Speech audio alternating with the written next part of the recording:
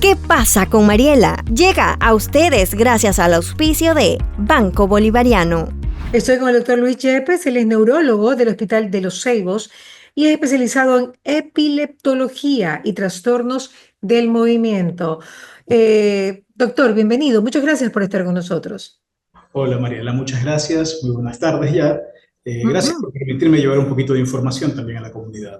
Claro. Cuando usted dice, cuando aquí se dice que usted también es especializado en trastornos del movimiento, estamos hablando de que también su especialidad es en Parkinson. Así es, movimientos involuntarios generalmente. Ok, empecemos con lo que habíamos planificado. Hablemos obviamente de la epilepsia, que es un mal que le aqueja a mucha gente y que realmente le trastorna la vida. ¿Qué es la epilepsia, doctor? Y pues, ¿cuántos casos se ven en el país estadísticamente? Bueno, la epilepsia en términos generales es la predisposición que tiene un cerebro para provocar crisis epilépticas, ¿sí? Suena un poco redundante, palabras más, palabras menos, quiere decir que una persona para poder ser diagnosticado con epilepsia debe de sufrir al menos de 2 crisis convulsivas o 2 crisis epilépticas, separadas por un periodo de tiempo determinado. ¿Cuántos casos hay en el país y en el mundo? Pues es un poco variable, ¿no? Las estadísticas varían mucho y dependen fundamentalmente del nivel socioeconómico de las comunidades de las que hablamos. Por lo general, un 0,6 por mil se presentan a nivel mundial de casos, ¿no?, de epilepsia. En Ecuador y en los países en vías de desarrollo, esas cifras pueden triplicarse. Ok, ¿por qué razón en países en vías de desarrollo hay más problemas de epilepsia, doctor?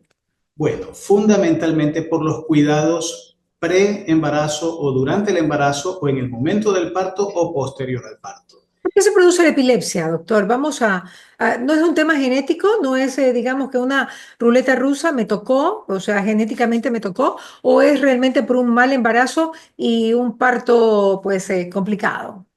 Bien, hay diferentes causas para sufrir de epilepsia. Varían de mucho, desde lesiones estructurales en el cerebro, ¿Ok? malformaciones congénitas, hereditarias, genéticas e incluso lesiones provocadas por algún accidente.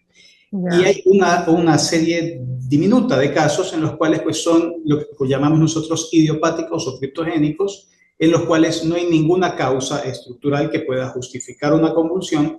Sin embargo, por algún motivo, las células neuronales no funcionan de la manera adecuada y provocan crisis. ¿Desde qué edad se puede detectar una epilepsia y pues cuál es el signo o el síntoma determinante para decir esta persona es epiléptica? Bueno, a cualquier edad de la vida le puede suceder a cualquier persona. ¿A usted y a mí que ya estamos creciditos nos puede pasar de repente tener episodios de epilepsia? Esperemos que a mí no. Yo tampoco, pues doctor, no sea egoísta. Que usted no comience No, con no, el no. prójimo.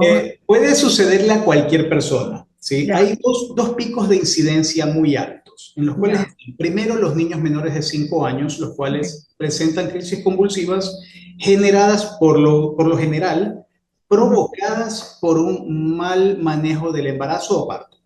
Luego de eso viene una disminución significativa de la incidencia de casos, ujú. pero en personas jóvenes la causa primordial, la causa más frecuente son los traumas de cráneos. En adolescentes, en personas que manejan, en conductores o en personas que se dedican a deportes extremos o deportes de contacto. Y luego viene un pico nuevamente de incidencia en el cual se ven con mucha más frecuencia posterior a los 65 años, provocado, según lo que parece, por una disminución en el volumen del cerebro. Como todos los órganos, comienza a hacerse más pequeño el cerebro y eso Ya, lo lleva a una atrofia.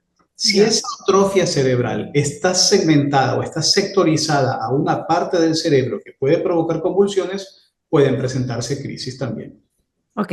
Las epilepsias para ser catalogadas como tal tienen que haber cuántas convulsiones durante qué tiempo, qué Bien, periodo de tiempo. de acuerdo a la definición de epilepsia, debe de tener por lo menos 2 crisis no provocadas. Eso es un detalle que hay que analizarlo muy bien. Crisis no provocadas con una separación al menos de 24 horas. Ok, Cuando decimos no provocado, quiere decir que, por poner un ejemplo, una persona que sufre de diabetes, ok. tiene la glicemia o toma un medicamento adicional y se dispara su glicemia a más de 400, puede presentarse una crisis convulsiva, pero no porque el cerebro esté provocando esa crisis, sino porque la glicemia subió tanto que el cerebro, para protegerse, genera una convulsión.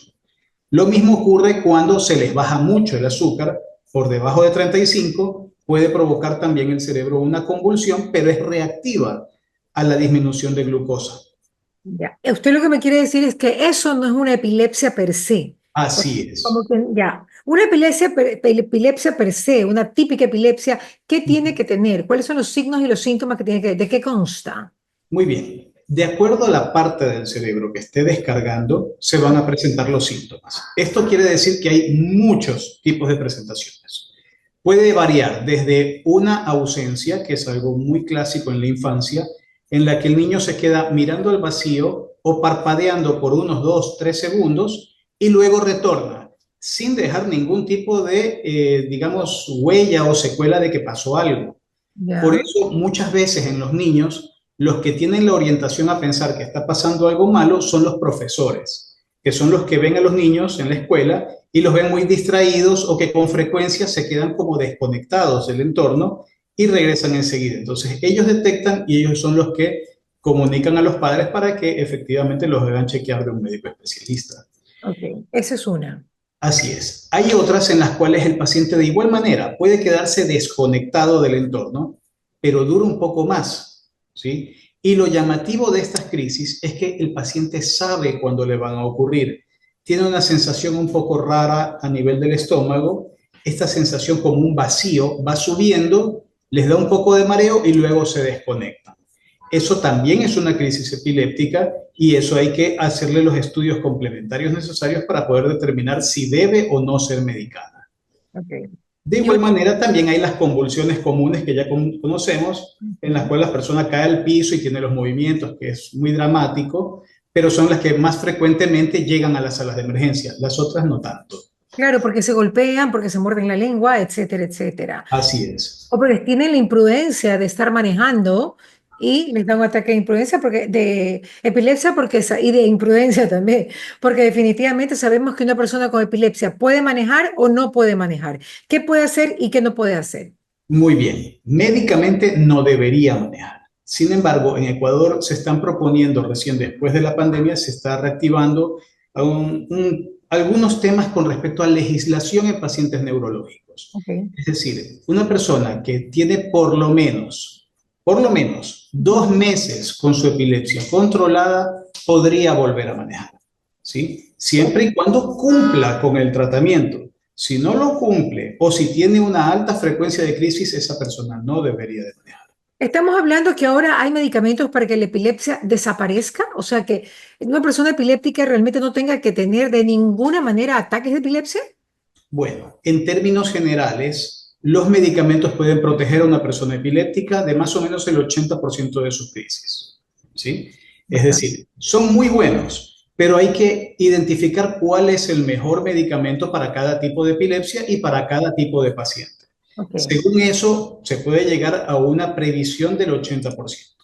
Ahora, hay un grupo pequeño de pacientes que a pesar de tomar el medicamento adecuado y que lo toleran bien, aún así tienen frecuentemente crisis convulsivas o crisis epilépticas. Entonces, para ello se desarrollaron otras alternativas, que es lo que estamos iniciando acá en el hospital. ¿Cuáles son las otras alternativas, doctor?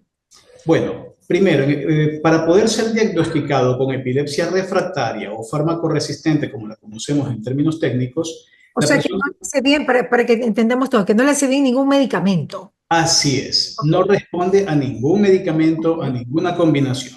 ¿Qué opciones hay? Primero tenemos una alternativa nutricional, en la cual se puede hacer una dieta especial para pacientes con epilepsia que ayuda a los medicamentos a controlar las crisis. Es decir, ¿Basada en qué? Perdón, la dieta para este problema es basada en qué? ¿En proteínas? en proteínas y en grasas, con una reducción a 0 de carbohidratos. ¿Una dieta keto? Es una dieta Atkins modificada que se conoce como keto o cetogénica. Eso no sabía. ¿Por qué, doctor? ¿Por qué es buena la dieta keto, o sea, la proteína y la grasa para una persona epiléptica? Bueno, eso crea un entorno a nivel neuronal, ¿sí? Entre las neuronas, crea un ambiente bastante, digamos, difícil de poder penetrar algunos radicales libres, ¿sí? Y eso hace que la membrana celular, la membrana neuronal, esté protegida y de esa manera no pueda descargar tan frecuentemente. Interesante. Ok, acompañado de, según lo que usted me decía, tratamientos en el hospital. Así es, necesita siempre el paciente estar medicado. Ok, Ninguna de las alternativas está diseñada para que el paciente se le retire la medicación. ok. Sin embargo, en algunos casos, muy pocos casos, se puede hacer una reducción progresiva porque, digamos, el paciente está teniendo efectos tóxicos de dosis altas de medicamentos. Ah, ok. Entonces, se les ofrece esta alternativa para reducir las dosis de medicamentos que están tomando. ¿Pero hay alguna aparatología como para la epilepsia o simplemente es medicación? No, hay algunos dispositivos que se pueden utilizar. Entre ellos hay, de acuerdo al caso, de acuerdo a cada tipo de paciente con epilepsia, debe de ser estudiado individualmente. Y de acuerdo con eso se elige cuál es la mejor alternativa. Hay casos en los que se puede utilizar cannabidiol, en el cual puede tener un resultado bastante bueno, Ya. ayudando a los medicamentos a controlar las crisis. En Ujú. otros casos se puede acceder a una cirugía cuando hay lesiones que provocan crisis. Se Wow. puede operar y retirar la lesión que la está provocando, o si hay un trauma, se puede corregir la cicatriz que quedó del trauma y de esa manera reducir el número de crisis. Y lo que estamos utilizando acá ahora en el hospital es un dispositivo que se llama estimulador de nervio vago. Ok. Este estimulador es un generador eléctrico, ¿sí? El cerebro funciona con electricidad. Normalmente en todos funciona con electricidad. Volumen o un voltaje muy bajo. Lo que hace este aparatito es detectar cuando el cerebro está próximo a descargar o cuando está descargando. Y Ok. cuando descarga, el aparatito envía una señal de voltaje con la misma frecuencia por un nervio que es una vía de entrada y salida de información. Ok. Entonces, llegado a cierto punto, los dos voltajes se encuentran y se anulan mutuamente y de esa manera podemos controlar mejor las convulsiones. Sin embargo, no curamos la epilepsia. El cerebro continúa descargando a la misma frecuencia de siempre.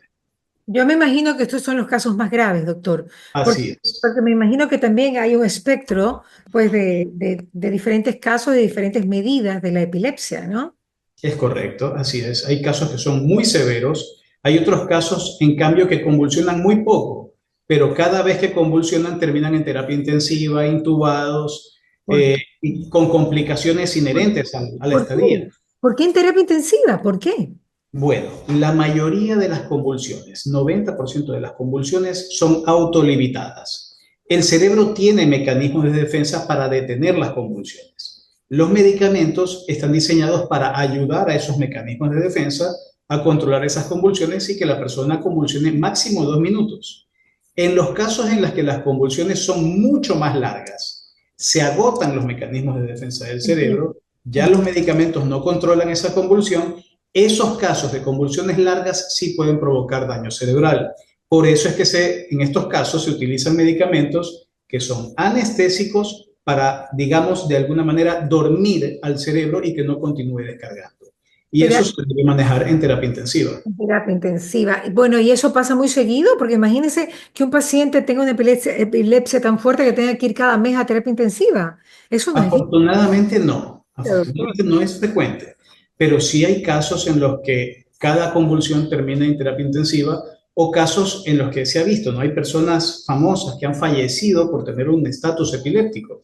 Entonces, la epilepsia es una de las enfermedades que puede llegar a ser una emergencia y además de la emergencia puede complicarse con mucha facilidad. Pero porque es como la fiebre alta, te puede dañar el cerebro, te puede dar una meningitis por una epilepsia si es que convulsionas más de 2 minutos. ¿A eso va usted, doctor? Exactamente, pero el orden es diferente. La Ya. fiebre no ocasiona la meningitis. La Ujú. meningitis provoca la fiebre. Si está mal estudiado el paciente, puede tener una meningitis de base escondida que Ujú. está desarrollándose y multiplicándose. Ya. Entonces, para cuando ya le damos siempre medicamentos para la fiebre, para la fiebre, para la fiebre, y no nos damos cuenta de que hay una infección debajo de esa fiebre, lo más probable es que ese cerebro termine dañándose y como consecuencia tengamos una complicación epiléptica posterior. Claro, exacto, porque puede ser simplemente un evento, ¿no? Y, Así y es. hasta aquí. Bueno, la idea era graficar que que es tan fuerte, las convulsiones pueden ser tan fuertes y tan largas que es como una fiebre alta que te puede dañar el cerebro, ¿cierto? Eso es lo que usted está tratando también de explicar. Estas personas que usted describió, que son los niños que se quedan viendo a la nada, al vacío, y que no se les nota la epilepsia, que no convulsionan, ¿la epilepsia evoluciona o ellos siempre van a tener el mismo tipo de crisis sin que haya una mayor intensidad? Bien, hay que estudiar cada tipo de paciente, ¿sí? Ya, Hay pacientes que tienen epilepsia de ausencias y toda la vida van a tener epilepsia de ausencias, sí, solamente eso. Pero hay un grupo pequeño de estos pacientes que puede combinar ausencias y convulsiones. En esos casos, si no son estudiados adecuadamente, puede evolucionar, puede progresar la enfermedad y comenzar a tener convulsiones frecuentemente porque no están siendo bien tratados. Se los maneja, digamos, solamente como ausencias y se deja de lado las convulsiones. El tratamiento siempre debe de ser realizado por un médico especialista que haya estudiado el caso, que conozca el caso. No, digamos, derivado y continuar la medicación porque la idea de mejorar o de no volver refractario a un paciente es que precisamente haya sido estudiado de la manera correcta. claro. Esta subespecialidad que usted tiene es epileptología y trastornos del movimiento. Es una subespecialidad nueva, doctor, porque antes lo trataban básicamente los neurólogos a la epilepsia. Así es. Ya ahora hay especialidades para varias cosas, ¿no? Hay neuroinmunología, hay oncología, infectología, ya hay muchas subespecialidades en la Ya. neurología y lo ideal siempre es pues que lo vea un médico especialista en neurología y los casos en los que se sospeche o no estén dando los resultados adecuados, derivarlo al subespecialista indicado. Claro, por supuesto, porque sabe más, está dedicado a eso. ¿Hay estudios de cuántos pacientes epilépticos hay en Ecuador estadísticamente? Bueno, hace poco se han realizado estudios, todavía no están los resultados. Los últimos me parece que tenemos son del 2012 y nos da una incidencia más o menos del 0,6 por mil. 0,6 por mil. Ok, Ujú. perfecto. ¿A usted le parece eso mucho, poco? Es Eh, bastante, es es bastante. Hay bastante. mucha gente con epilepsia en comparación con otras estadísticas y también, además de esto, hay muchos pacientes que no están diagnosticados correctamente. Ya, están, ok, subdiagnosticados. Si Así. hablamos de 0,6 punto por mil en 18 millones de habitantes, ¿de cuántos estamos hablando? ¿Le tienen el número, doctor? No, no tengo el número en la cabeza ahora. Dígale a su asistente que se lo saque. Asistente. Asistente, asistente del asistente. Oiga, ¿y están localizados más en las ciudades o están en la zona rural? Bueno, si lo analizamos solamente desde la experiencia, da la impresión de que en la zona rural es un poco más alta la incidencia de la enfermedad. Yo diría que En sí. la zona urbana también hay muchos casos de epilepsia. Afortunadamente ya muchos están medicados. Lo que ocurre con frecuencia es que en la zona rural se tiende a aislar a este miembro de la familia, ¿sí? Se lo Totalmente. recluye, como tiene convulsiones, se tiene la creencia de que eso es malo y por eso no le permiten salir y no se lo Lo estudia. sataniza, que tiene el diablo adentro, por favor, en el campo. Exacto, Sí, así es. dice Entonces, que le tiran hierba, o sea, se lo escupe, o sea, todo, doctor. hay una institución entre los neurólogos que se llama la Liga Ecuatoriana contra la Epilepsia. Hay Liga Internacional contra la Epilepsia y la idea que tenemos, o el mensaje que tenemos para llevar es sacar a la epilepsia de las sombras. Es decir, ayudar a estas personas que están mal diagnosticadas o que creen los familiares que tienen algún tipo de maldición o alguna cosa así, Sí, sacarlos, estudiarlos adecuadamente y medicarlos y darle una mejor calidad de vida. por supuesto. ¿En qué porcentaje se mejora la calidad de vida bien tratado el paciente, doctor? Hablemos de un 100%. ¿En qué porcentaje se mejora? Bien medicados, yo te diría alrededor de un 80-90%. Mire usted, qué bueno. Ahora, podrían ser una vida normal, casarse, tener hijos, dar parto normal, manejar, o sea, todo. Tienen una vida normal. Sobre todo estoy hablando de las mujeres, ¿no? Dependiendo de cada causa, ¿sí? De cada paciente, sí. La idea es llevarlos a eso, a que tengan una vida social y económicamente activa sin ningún tipo de limitación. Sin embargo, hay que ver qué tipo de epilepsia es. Por ejemplo, poner un ejemplo, la persona puede sufrir de una convulsión al año, una sola, pero Ya. resulta que esa convulsión le da cruzando la calle, ¿sí? Puede tener un final fatal. O le puede dar yéndose a la playa, estando bien controlado, estando muy bien, en muy buenas condiciones, se va a la playa y termina ahogado porque le dio una Ay, convulsión. no, cállese, doc. Claro. Siempre tienen que estar observados, ¿sí? Sí. No pueden hacer este tipo de actividades de riesgo solos. Se No, les recomienda no realizar trabajo de altura, ¿sí? ya, Eso por el como términos vértigo. generales. Ya. Y siempre los médicos neurólogos, siempre sugerimos que el sueño es uno de los factores principales para mantener el control sobre las crisis. Ok. Cada persona diagnosticada con epilepsia debe dormir un mínimo de 7 horas continuas en la noche. Eso nos ayuda muchísimo a que los medicamentos controlen la frecuencia de crisis. Ya. Ahora, si no duerme, hay que medicarlo para que duerma, porque es esencial que duerma, ¿cierto? Así es, Y yo así también es. imagino que hay medicamentos que ellos no pueden tomar medicamentos, o sea, no pueden automedicarse, porque me imagino que hay medicamentos que chocan no solamente con los que está tomando, sino también con el propio cerebro, ¿no? Eso, o sea, tiene que estar muy cerca del especialista. Así es. Mira que has tocado temas muy importantes y que pocas veces se los comenta aquí en información, ¿no? Ujú. Hay medicamentos que no deben de ser combinados con los antiepilépticos o medicamentos anticrisis, como se los conoce ahora. Ujú, ujú. Los principales, los medicamentos antiparasitarios, ¿sí? Wow. Esos medicamentos pueden bloquear la acción de los anticonvulsivantes, de los anticrisis, y Ya. provocar una convulsión, Ok. ¿sí? Y hay un gran número de medicamentos que tienen interacciones con los medicamentos para las convulsiones. Entonces, siempre que vaya a realizar un tratamiento nuevo, el paciente debe estar en contacto con su médico neurólogo para decirle, me mandaron esto, ¿puedo tomarlo, sí o no? ¿O de Nada. qué? Claro. ¿Es costoso el tratamiento, doctor?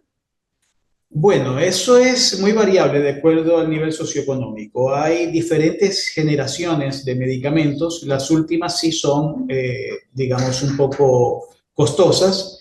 Y la idea siempre es no solamente mejorar la efectividad del medicamento, sino también la tolerabilidad del medicamento. Claro, totalmente, porque a veces los medicamentos te sientan pésimo. Así. Entonces ¿de cuánto estamos hablando, doctor? ¿De cuánto dinero puede costar, o sea, un medicamento de... A ver, podría ir hasta de $3 por tableta, dos Wow, tabletas al día, $6 al día.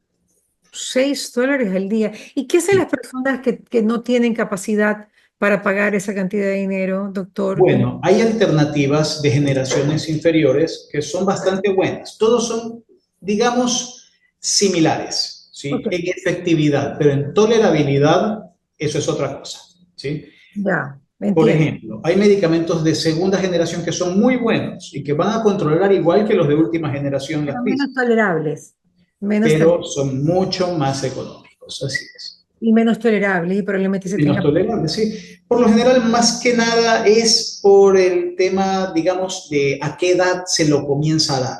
Si es Ya, una persona mayor de 60 o 70 años, la parte o la esfera sexual no es algo que me preocupe tanto, que si se lo doy a alguien que tiene 20, ya, ok. ¿sí? Ok. Entonces, ese tipo de cuidados son los que debemos de tener, pero justifica o no la efectividad, esta tolerabilidad, pues es algo que se tiene que conversar con el paciente. Y entonces, ¿cuál es el efecto secundario de estas pastillas? ¿Puede haber disfunción eréctil? ¿Puede haber un tipo Puede de... haber disminución de la libido, con frecuencia producen eso. Ya, ya. ¿Y disminución de los espermatozoides? ¿Podrían ser papás de todas maneras? Pueden ser papás. En las mujeres en edad fértil Ujú. siempre se recomienda no administrar un grupo de todos estos medicamentos anticrisis. Hay un grupo que está, digamos, bloqueado por todos los médicos especialistas que dicen mejor este no, porque este tiene mayor incidencia de malformaciones congénitas. Wow. Entonces, Ya. para evitar eso, tratamos de que estos medicamentos son intocables para mujeres, pero tenemos estos otros de acá. ¿A qué edad, más o menos, cuántos meses o años tiene el niño o la niña para que un padre detecte que tiene epilepsia? ¿Puede nacer y tener su primer Sí, evento epiléptico? sí, realmente yo no soy neuropediatra, que es el médico Ujú, especialista que se encarga de recién nacidos y de ujú. infantes, pero sí, un niño puede nacer y el primer día tener su primera convulsión. Wow. Complicado, doctor. Dígame una cosa, ¿el Seguro Social maneja digamos, esta especialidad como para poder solventarla las personas que trabajan y que están afiliados?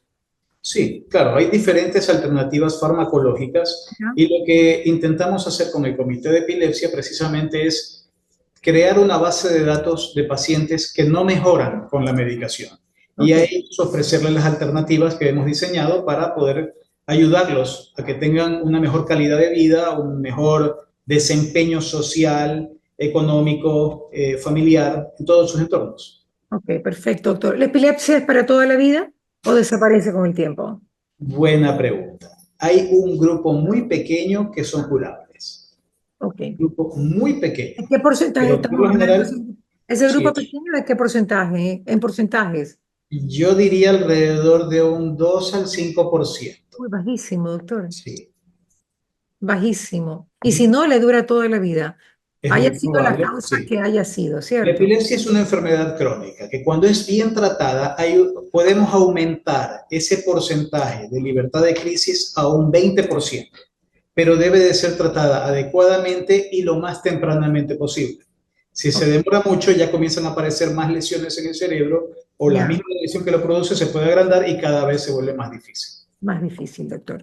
¿Cuál es el peor caso que usted ha visto de epilepsia, doctor? ¿Cuántas convulsiones a la semana? Yo te diría al día 5 o 6 Al día. al día. ¿Y cómo esta persona puede vivir? ¿Cómo se Bueno, la puede ahora tiene ayudar? una muy buena calidad de vida, está Ya, estudiando, ya está, me parece, terminando la parte inicial de la secundaria, no recuerdo cómo se llama, wow. y está bastante bien, bastante Ok, bien. Estas personas hicieron una combinación de varios fármacos, se le agregó cannabis y por último se le acopló un estimulador de nervio vago y hasta ahora está yéndole muy bien. ok, perfecto. Cuando hablamos de cannabis, no hablamos de consumir la marihuana. No, de ninguna manera. Ujú, Cannabis es CBD, para tener una idea muy clara. CBD, marihuana es THC, ¿sí? ujú. Lo que sucede es que de la misma planta de la marihuana se sacan ambos componentes. El CBD, que es medicinal, y el THC, que es alucinógeno. Muy bien, doctor, muchísimas gracias. ¿Qué pasa con Mariela? Llegó a ustedes gracias al auspicio de Banco Bolivariano.